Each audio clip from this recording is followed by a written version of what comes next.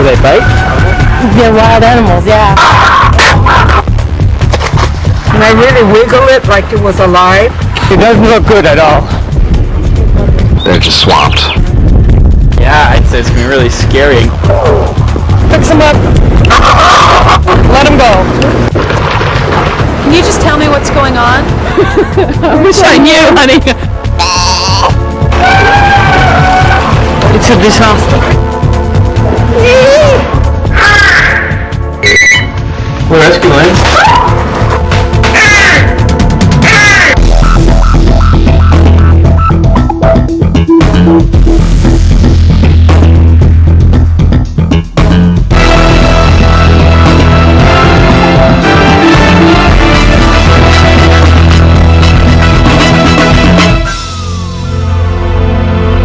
Last time on Eyewitness, everyone was caught off guard when an epidemic brought dozens of sea-trained sea lions into the Marine Mammal Center. 149 animals topside. That's like 49 more than the last week. Wow. They struggled to save a sea lion's pup, but failed. By the end of the week, the news was bittersweet. The epidemic was coming to an end, but Marty and Francis, as the only two vets, had to put a lot of the sea lions to sleep. You know what needs to be done. Just don't like doing it. The only bright light in a week full of tragedy was that Charlie was well enough to be moved to a new home.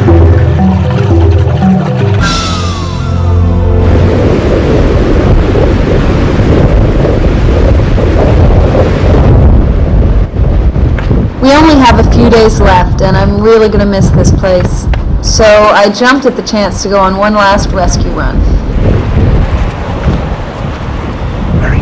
I had to put my camera down to help Manuel with the rescue, and a lady that was walking by with her daughter offered to film me. I can't move him. He doesn't move a lot. Try to shove it underneath. This elephant seal appears to have a gash of some sort across its neck. Manuel thinks it might be a propeller wound. You're great, guys. Yeah, thank you. You're official volunteers now. Yeah. After weeks of being behind the camera, it's fantastic to have the chance to really help save an animal. Do you feel good about doing it? Absolutely. It's always great when you you go in the charge room and the big board and all these little name tags, you know. And you look, okay, oh, this one is still around, that one is around, that one is around. And you feel good that there's so many there. They made it for 2 months now, or 1 month, or 3 weeks, whatever. And they look really bad when you pick them up. We're now on a beach quite close to San Francisco where Manuel's responding to a call that Brian called us with in the car, saying that there was a sea lion on the beach. Of course, Manuel was going to run there, like he does everywhere. So I don't know if I'll be able to keep up with him. Look at me. Yeah, he's got some stuff hanging there. Relax, let him go. Oh yeah, I'm gonna get him. Yeah, I think you should. Tide is coming in fast, huh? I think that all of Manuel's rock climbing and hiking and rafting and general physical fitness really make him a perfect candidate for this job because seals don't tend to strand themselves in easy to get to places. Oh, that's a problem now. Where'd he go? It's behind the rock there. The sea lion had actually crawled to be with another sea lion that we were too late to save. Yeah, that one is dead.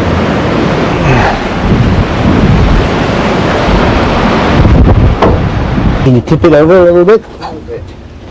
The gash is big. A lot of it is healed, and a lot of it is not. So you might want to look at it now when he's laying down really flat. So I've decided to call that seal Slash, and he seems to still be alive. I think, you know, it might be time to have a hardcore, serious-sounding seal name instead of Cuddles and Chuckles and Lucky. So do you think he'll make it to Mitchell, Jane? I think so. He looks pretty good, actually. But he's very, very small. It looks as if Slash is going to be all right. The sea lion we brought in isn't doing too well, though. He was hanging out with his buddy, and that buddy was dead. See, that's what I said, the other one, when I saw the whiskers of it and open mouth like that. So the other one by the season, this one might have the same thing. What's happening here today Need any is help with just anything? one instance of what pretty much happens all the time.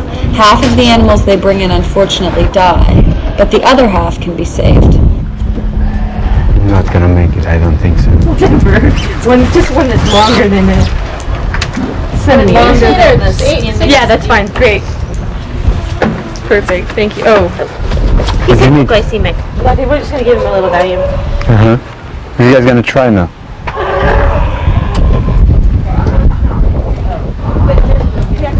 Would you help her get that guy that sees me? I gotta go. I don't like that. She just goes off chit-chat and, well, let me put this away. I think they get hardened from just seeing all those. Well, of course you do. I mean, you know, but... Well, Manuel's pretty upset, and so am I. I think that when you rescue an animal and name it, you kind of want to see it live. It's harder for me to see him seized than the adult sea lions that I don't really know who's who. I guess I just like the insight, you know, what you have to do, how much you can do, what the status is of the whole thing. What? Well, I think, you know, I mean, I would try to do more, not just let it go, like, kind of on the side, I feel, but what do I know? I don't know.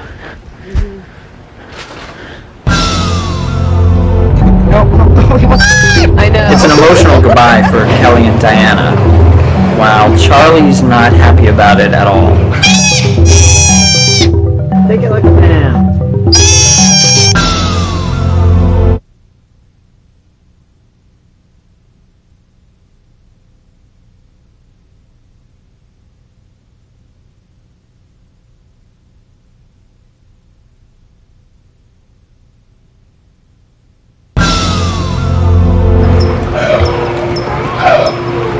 Is that your stick? We gotta bring your stick.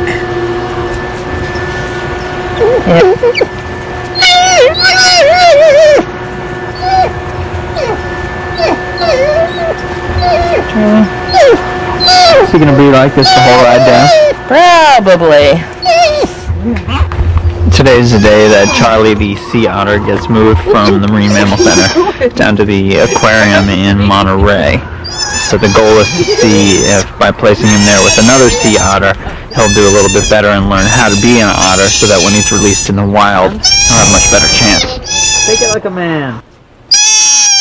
He's not too happy about it. It's making a lot of noise. It's Kelly and Diana are two of the volunteers that have spent a lot of time with him as otter moms, are the ones that are transporting him down there.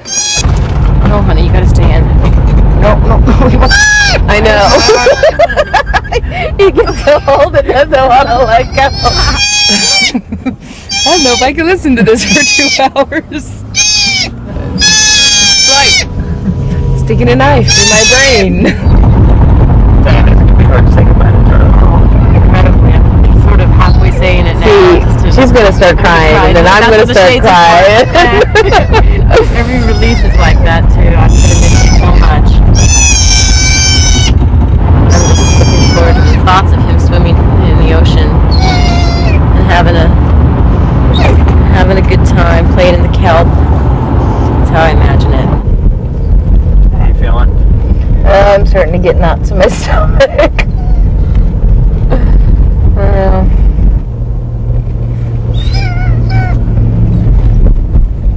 Just before we got to the aquarium, Kelly and Diana decided to pull over so that they could have one last moment alone with Charlie. I love you, honey bunny. You want to hold him one more time? What, someone from Monterey Bay is driving by?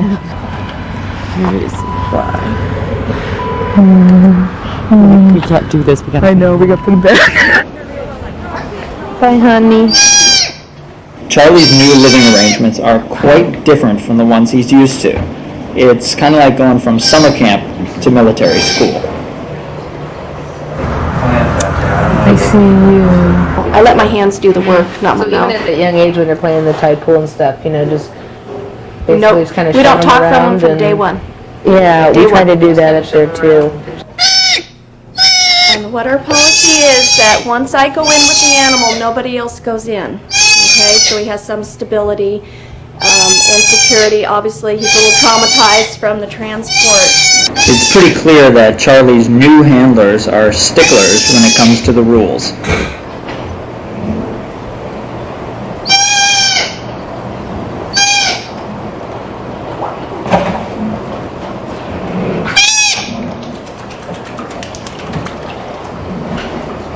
I know Kelly's going to miss her favorite patient, but she knows it's all for the best. The only way for Charlie to start to learn how to be a real otter is not to be so coddled by humans.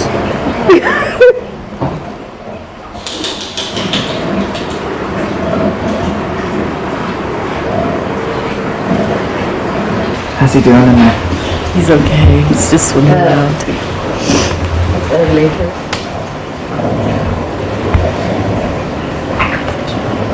He is. Let me give you one of our cards from down here. You want to call back to see how he's doing? Oh, that'd be great.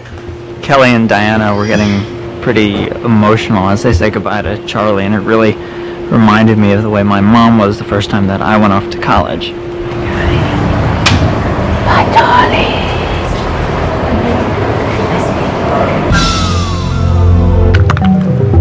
With things finally calming down, everyone has the chance to reflect on this past month. Yeah, you know, I think you don't even have time to be really freaked out. You just see things and you got to do them and you just keep doing.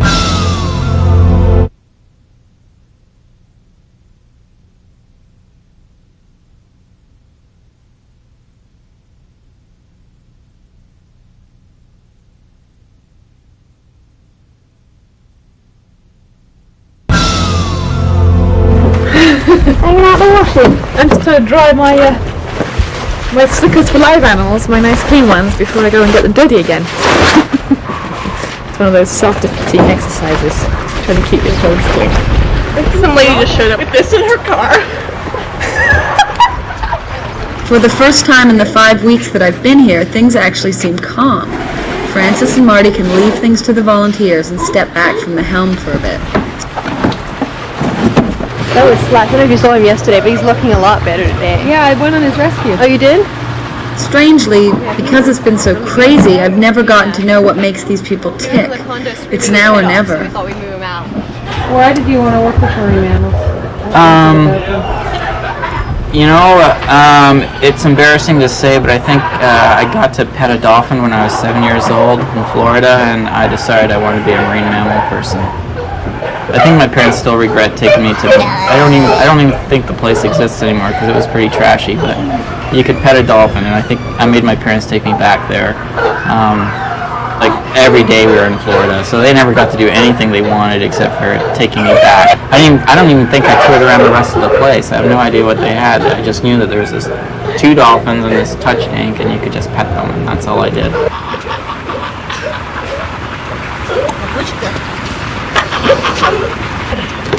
Look at this. Before she retired, Jane Oka was a graphic designer and illustrator of children's The books. Harbor Seal Hospital down there. It is? Yeah, without the fish. She brought in the newsletter for the Marine Mammal Center that she used to design. So what year was this? This is 1985. This is the first opportunity I've had to get a sense of the center's history. See these portable pens? Oh, was the center run a lot differently? Well, essentially it's the same. You know, it is rehab. But we didn't have any of the medical. We didn't even have fluids then. We didn't have needles. Did you have vets? We had a vet that came as often as she could. You didn't have any vets. I mean, did a lot more of the animals die? I mean, are there certain things? No. No. They die more now. Before we had veterinarians, the animals didn't die very much. Of course, we only had 10 animals. When we had 22 animals, Tara, when we had 22 animals here on site, we all threw up our hands and we said, this was it. We couldn't handle any more. 22? Last week they had over 150 animals on site. So that's it. I gotta go feed. Thanks a lot, Jane. Before the day wears off. How great is Jane? She's just so excited about getting these animals to be eaten today. You can just tell by the way she talks about this stuff that she loves coming to the center. It just makes her so happy, and that's why she's been coming here for so many years. Look at him, he's hungry. I know. To be able to work with the animal that close and not have the animal be frightened. It's sort of, we'll both focus on the fish together. Great! When it's so completely focused, it sort of disregards you as a being, enemy outside of its own realm. And it just focuses on the fish and it just eats. And that's so great because I'm not there anymore. You know, it's like I'm not there. I'm just kind of a fly on the wall watching this whole process. Come on, we're going home. We are going home, Copper. Come on. No fighting. It's almost 7:30 and Frances has told me that tonight I can come home and have a beer with her after work. Copper, say hello. You have to introduce yourself. So I guess the main question that I have is the big open-ended one, which is why do you do what you do? Why do you do this? I guess it's sort of, it's basically evolved. I mean, I started off enjoying, as a kid, enjoying animals. And I actually just saw this job advertised. And we were looking for someone to do veterinary care for the animals in rehabilitation, but also to develop some research projects on animals that came through the centre. So I came and I wasn't expecting a great deal, but since I've been here, I just really enjoy it and really feel the place is just a gold mine. What was going through your mind when the first sea lions started coming in? At first it was just curiosity, thinking, oh, I'll get a couple of interesting cases, we'll find out. And then it wasn't a couple, then it was 5, and then it was 8, and it was 10, and then it just began to get, well, this is something's going on here. And it just got ridiculous. Just actually, the sort of sense of curiosity just went, and we were just completely overwhelmed with where to put them and how to cope with all these large animals and how to treat them. How did you feel kind of trying to orchestrate that whole thing? If you being at the top of all that, was it really? Just, I think the main thing is trying not to be overwhelmed, just trying to keep functioning and trying to keep everything going, and so they're just exhausted. And I think you just keep, I mean, probably anyone who's in those sort of situations, you just keep going on adrenaline. And you just keep doing the things that you know you have to do until it's all over and you just collapse in a heap. Like now, here I am. It's been hard to remember that the animals don't live at the center, and that the goal has always been to get them back to their home.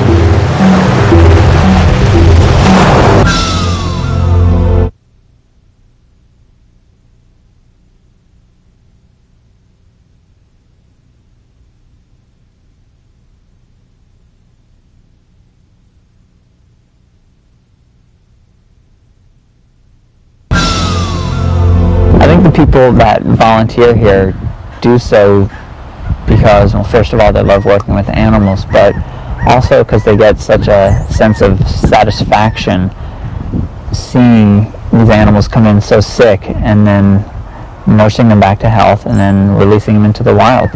When is the release going out? This one? Yeah. As soon as we load them up. Okay. Can I hop along? Sure. Do you want to go on the release? Cool. Yeah. Okay, great. We've seen the rescues and the rehabilitation, but now we get to see where all this goes. I'm going with a group of elephant seals for their glorious return to the sea, and Tara's going with a group of sea lions on the same mission. There's two things we're really concerned about when we release an animal. One is that that individual has, a good chance of surviving out in the wild. So therefore that it's basically clinically normal, that it can eat, it can track fish, find them and eat, and it can escape predators. So that's the one area. And the second area is that we need to be sure that it's not going to transmit disease from here back out into the wild population. I think they can. Frances tells you, I got a bunch of animals for you guys. So you load them all up and you go through the returns. Oh, I know this one. I picked this one up. You release them yourself, actually, the ones you picked up. That's the best. The main thing is I don't want them falling off the sides. Just as much as there's a diversity between the volunteers here at the center, it's become apparent that the animals are very different as well. The elephant seals are kind of slow and stupid, and the sea lions are a little craftier. So these guys are getting closer and closer to freedom. We'll just pack them down first, and we'll line them all up. And we'll kind of release them all, and they all can kind of go together. Come on. Keep going. These sea lions are rattling in their cages in anticipation.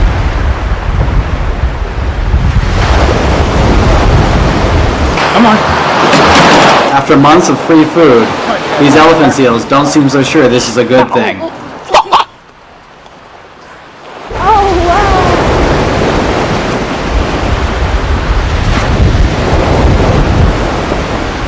It's fantastic to see the payoff to everyone's hard work, but ultimately, there's more to what's going on at the center than getting these animals back to the ocean. If we can really learn more about the diseases that these animals have, if we can really understand what contaminants do to these animals, and at the same time link that with education, so that everybody who comes through here understands that it's not just about picking up one animal off a beach, it's about what controls the populations out there, what impact is man having on those populations. I think if we can actually really do that, that would be a great thing.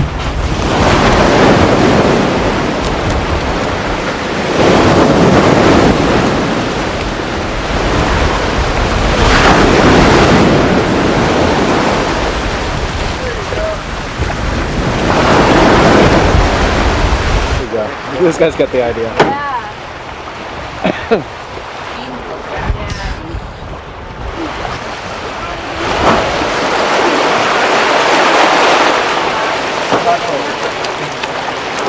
When I look at the ocean now and the breaking waves, I realize that I'm looking at some creature's home, and I didn't really look at it like that before.